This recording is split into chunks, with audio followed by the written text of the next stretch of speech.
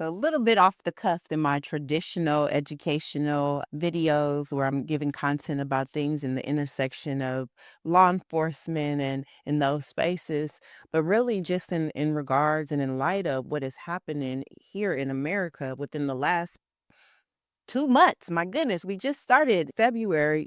I feel obligated really to speak on the concerns that I feel are resonating with so many people who happen to fall into the 99 percentile, right? For those of us who have yet to actualize billionaire status and are able to enjoy the spoils of the billionaires, right, who have real concerns here on the ground, I feel compelled to just kind of speak on that. I was actually talking to my producer earlier, and just the conversation that flowed felt kind of compelled to capture some aspects of the conversation that we had. And so, with this new administration and the takeover of all of these important federal agencies that are here to serve and protect us, when we think about the education systems on the federal scale, when we think about the CDC and the OSHA and all of these organizations that have been created to protect us, either in our education attainment, in our work, right, and in our health spaces, and how they're being compromised to the point of the actually being desecrated as a system in place is really concerning.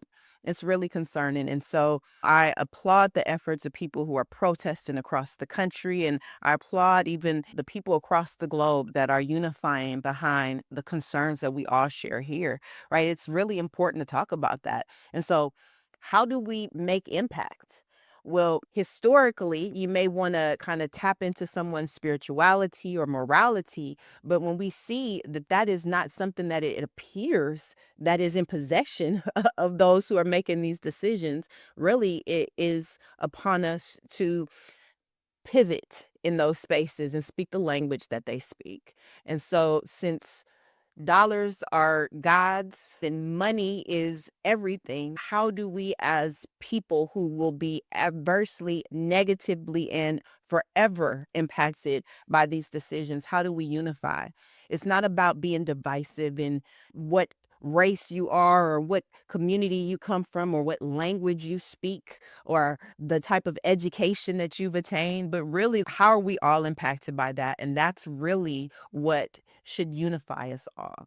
We can't speak morality. We can't speak spirituality. We can't throw out a what would Jesus do kind of situation. Our response in this space really has to be on the financial end. So, how do we unify ourselves and we intentionally not endorse, not support, not purchase goods that will continue to add to the profit margins of these billionaires who are stripping away our rights as we speak?